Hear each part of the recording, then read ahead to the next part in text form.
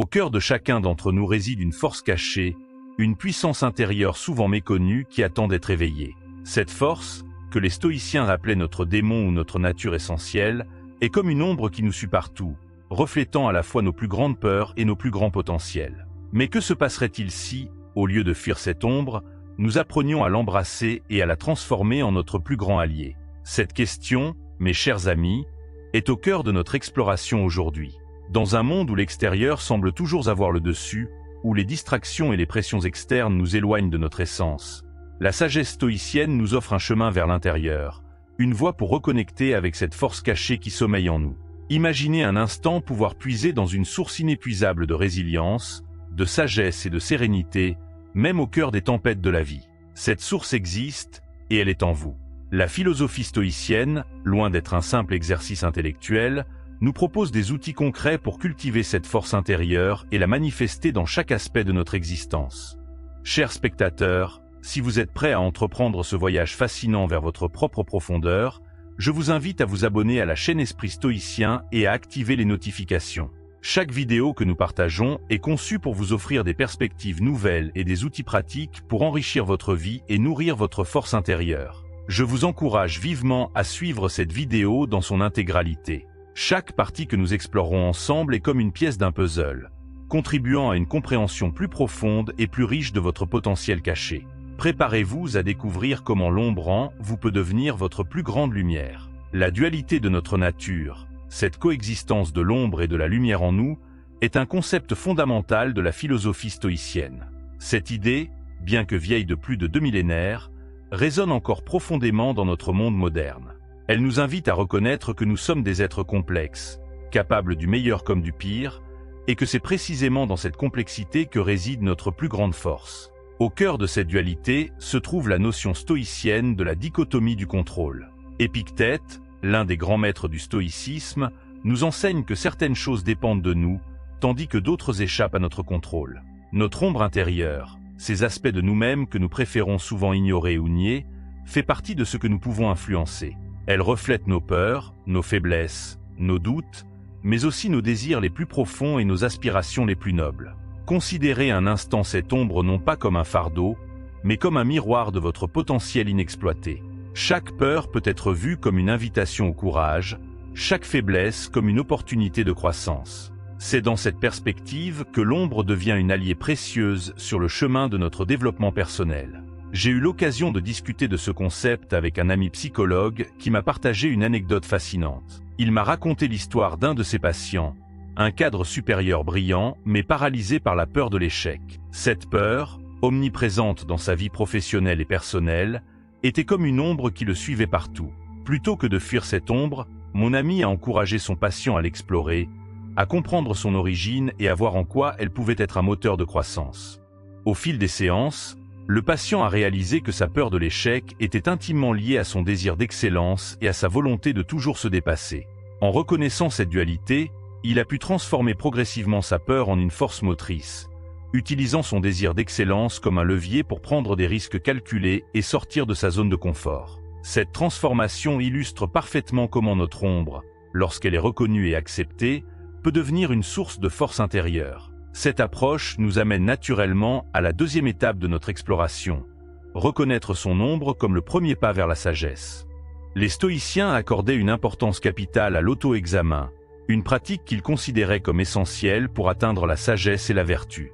Marc Aurèle, dans ses méditations, nous encourage à nous tourner vers l'intérieur, à observer nos pensées et nos émotions avec un regard lucide et bienveillant.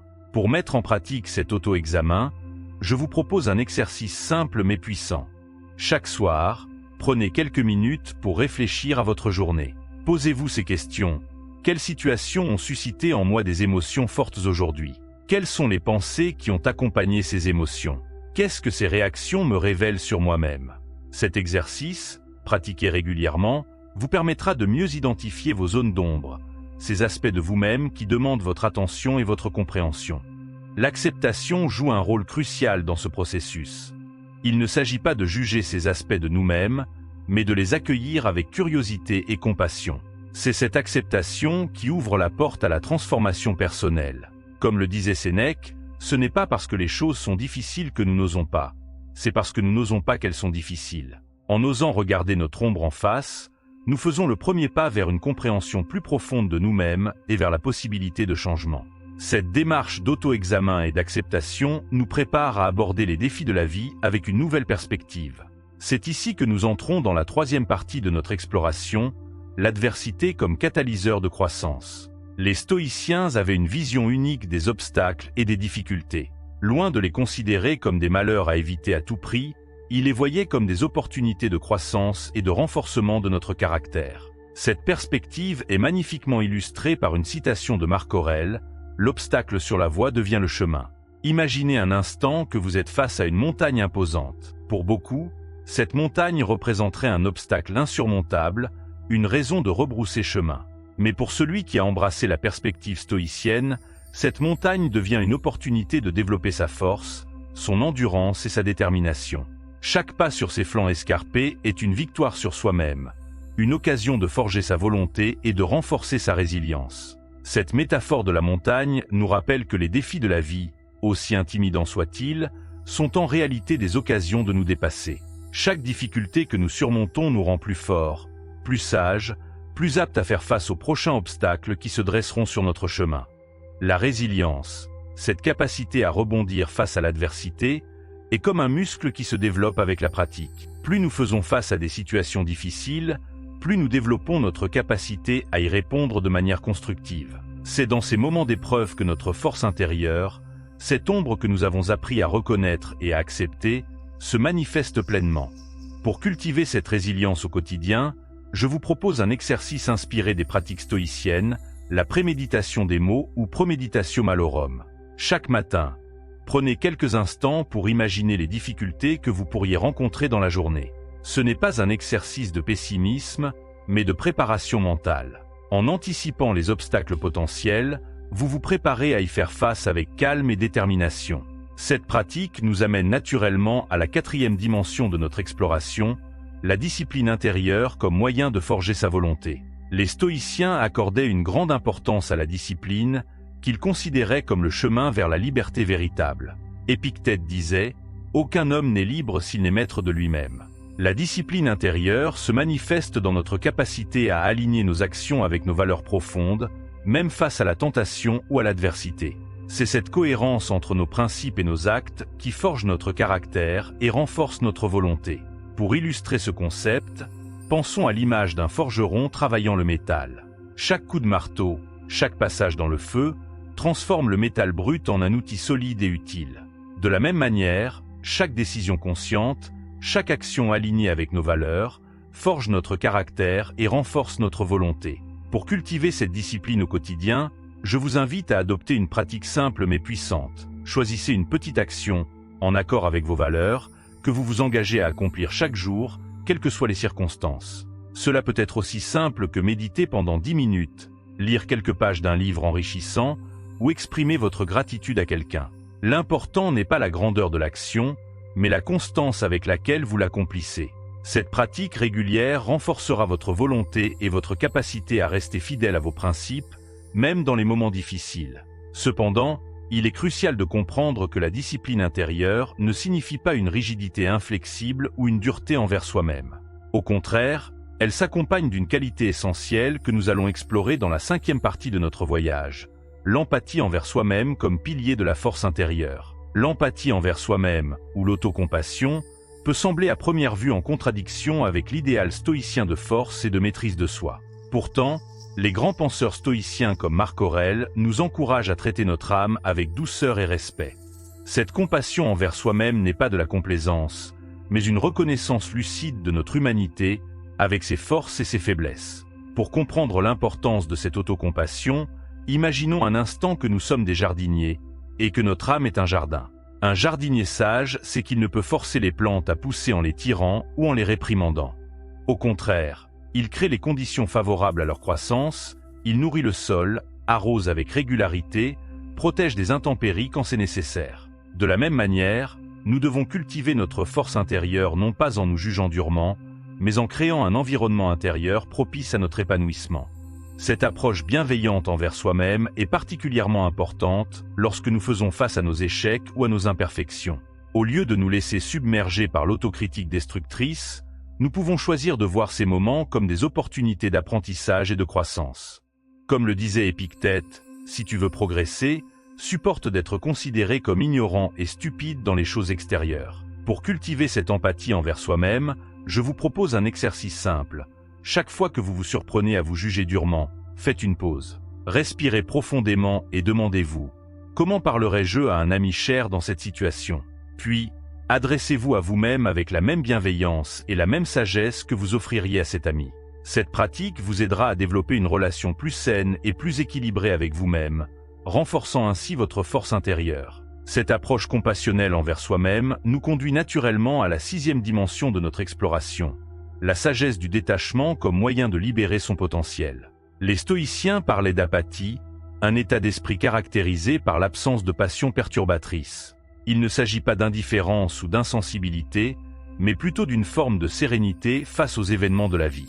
Pour illustrer ce concept, imaginons un instant que notre esprit est comme un lac. Lorsque nous sommes attachés de manière excessive à nos désirs, nos peurs, nos jugements, c'est comme si la surface de ce lac était constamment agitée par des vagues. Ces perturbations nous empêchent de voir clairement et d'agir avec sagesse. Le détachement stoïcien, c'est comme apaiser ces vagues, permettant à la surface du lac de devenir calme et limpide. Dans cet état de clarté, nous pouvons voir les choses telles qu'elles sont vraiment et agir avec discernement. Ce détachement commence par la pratique du lâcher-prise sur ce qui ne dépend pas de nous. Rappelez-vous la dichotomie du contrôle dont nous avons parlé au début. Certaines choses sont en notre pouvoir, d'autres non. En apprenant à accepter ce que nous ne pouvons pas changer, nous libérons une immense quantité d'énergie que nous pouvons alors consacrer à ce qui est vraiment en notre pouvoir. Pour cultiver ce détachement au quotidien, je vous propose un exercice simple mais puissant. Chaque soir, avant de vous coucher, passez en revue votre journée. Identifiez les situations qui vous ont causé du stress ou de la frustration. Pour chacune d'elles, demandez-vous, est-ce que cela dépendait entièrement de moi? Si la réponse est non, visualisez-vous en train de lâcher prise, comme si vous relâchiez un ballon dans le ciel. Cette pratique vous aidera progressivement à développer une attitude plus détachée face aux événements extérieurs, tout en restant pleinement engagé dans ce qui dépend de vous. Ce détachement, loin d'être une forme de retrait du monde, nous permet au contraire de nous engager plus pleinement et plus efficacement dans la vie. C'est ce qui nous amène à la 7e dimension de notre exploration, l'interconnexion et la force que nous pouvons trouver dans la communauté. Les stoïciens avaient une vision profonde de l'humanité comme un tout interconnecté. Marc Aurèle écrivait « Nous sommes nés pour coopérer, comme les pieds, les mains, les paupières, les rangées de dents, supérieures et inférieures. Agir les uns contre les autres est donc contraire à la nature. » Cette vision de l'interconnexion nous rappelle que notre force intérieure n'existe pas en isolation, mais se nourrit et s'exprime à travers nos relations avec les autres. Dans notre monde moderne, où l'individualisme est souvent exalté, il est facile d'oublier à quel point nous sommes profondément liés les uns aux autres. Pourtant, c'est souvent dans nos interactions avec les autres que nous trouvons les plus grandes opportunités de croissance et d'épanouissement. Nos relations agissent comme des miroirs, nous renvoyant une image de nous-mêmes et nous offrant des occasions infinies d'apprendre, de grandir et de nous dépasser. Pensez un instant à une forêt. Chaque arbre, bien qu'apparemment indépendant, est en réalité connecté à un vaste réseau souterrain de racines et de champignons. Ce réseau permet aux arbres de partager des nutriments, des informations et du soutien. De la même manière, notre force intérieure se développe et s'épanouit lorsque nous sommes connectés à une communauté bienveillante et solidaire. Pour cultiver cette interconnexion dans votre vie quotidienne, je vous invite à pratiquer ce que j'appelle l'exercice de la gratitude relationnelle. Chaque jour, prenez un moment pour réfléchir à une personne qui a eu un impact positif sur votre vie, même de manière minime. Il peut s'agir d'un proche, d'un collègue, ou même d'un inconnu qui vous a adressé un sourire dans la rue. Reconnaissez la valeur de cette interaction et, si possible, exprimez votre gratitude à cette personne. Cette pratique vous aidera à prendre conscience de l'interdépendance qui nous lie tous et à nourrir des relations plus riches et plus significatives. Cependant, il est important de noter que l'interconnexion ne signifie pas la dépendance. La force que nous trouvons dans la communauté vient compléter et amplifier notre force intérieure, elle ne la remplace pas. C'est dans cet équilibre entre autonomie et connexion que nous trouvons notre véritable puissance. Cette réflexion sur l'interconnexion nous conduit naturellement à la 8e dimension de notre exploration, la quête de la vertu comme chemin vers l'épanouissement. Pour les stoïciens, la vertu n'était pas un concept abstrait ou moralisateur, mais le chemin le plus direct vers une vie épanouie et significative. Les stoïciens identifiaient 4 vertus cardinales: la sagesse, la justice, le courage et la tempérance. Ces vertus agissent comme une boussole intérieure, nous guidant dans nos choix et nos actions. La sagesse nous aide à discerner ce qui est vraiment important dans la vie. La justice nous pousse à agir avec équité et bienveillance envers les autres. Le courage nous donne la force d'affronter nos peurs et de rester fidèles à nos principes. La tempérance nous enseigne la modération et l'équilibre dans tous les aspects de notre vie. Imaginez ces vertus comme les 4 points cardinaux d'une boussole. Quelle que soit la situation dans laquelle vous vous trouvez, vous pouvez vous référer à cette boussole intérieure pour trouver votre direction. Face à un dilemme éthique, la sagesse et la justice vous guideront. Confronté à un défi intimidant, le courage et la tempérance seront vos alliés. Pour intégrer ces vertus dans votre vie quotidienne, je vous propose un exercice de réflexion quotidienne. Chaque soir, prenez quelques minutes pour examiner vos actions de la journée à la lumière de ces 4 vertus. Demandez-vous, ai-je agi avec sagesse aujourd'hui? Ai-je été juste dans mes interactions avec les autres? Ai-je fait preuve de courage face aux défis? Ai-je maintenu un équilibre et une modération dans mes actions et mes pensées? Cet exercice vous aidera à aligner progressivement vos actions avec vos valeurs les plus profondes, renforçant ainsi votre force intérieure. Il est important de comprendre que la quête de la vertu n'est pas un chemin de perfection, mais un processus continu de croissance et d'amélioration. Comme le disait Sénèque, ce n'est pas parce que les choses sont difficiles que nous n'osons pas, c'est parce que nous n'osons pas qu'elles sont difficiles. Chaque petit pas vers une vie plus vertueuse est une victoire, une manifestation de votre force intérieure. Cette quête de la vertu nous amène à la 9e et dernière dimension de notre exploration, l'héritage stoïcien comme source de force à travers les âges. La philosophie stoïcienne, bien que vieille de plus de 2 millénaires, reste étonnamment pertinente dans notre monde moderne. Elle nous offre des outils précieux pour naviguer dans les complexités de la vie contemporaine, tout en restant fidèle à nos valeurs les plus profondes. Dans un monde où le changement est constant et où l'incertitude règne, les principes stoïciens nous offrent un ancrage solide. Ils nous rappellent que, quelles que soient les circonstances extérieures, nous avons toujours le pouvoir de choisir notre réponse intérieure. Cette liberté intérieure est peut-être l'héritage le plus précieux que nous ait légué le stoïcisme. Pour intégrer cet héritage dans votre vie quotidienne, je vous invite à adopter ce que j'appelle la pause stoïcienne. Plusieurs fois par jour, faites une pause de quelques secondes. Respirez profondément et demandez-vous, qu'est-ce qui dépend de moi dans cette situation? Comment puis-je réagir de manière vertueuse? Cette pratique simple mais puissante vous aidera à cultiver une présence d'esprit stoïcienne au cœur même de votre vie quotidienne. En conclusion, l'exploration de notre ombre intérieure à travers le prisme de la sagesse stoïcienne nous révèle une force cachée d'une puissance incroyable. En embrassant notre dualité, en cultivant l'auto-examen et l'acceptation, en transformant l'adversité en opportunité de croissance, en forgeant notre discipline intérieure, en pratiquant l'empathie envers nous-mêmes, en cultivant le détachement sage, en reconnaissant notre interconnexion, en poursuivant la vertu et en nous inspirant de l'héritage stoïcien, nous libérons un potentiel immense qui sommeille en nous.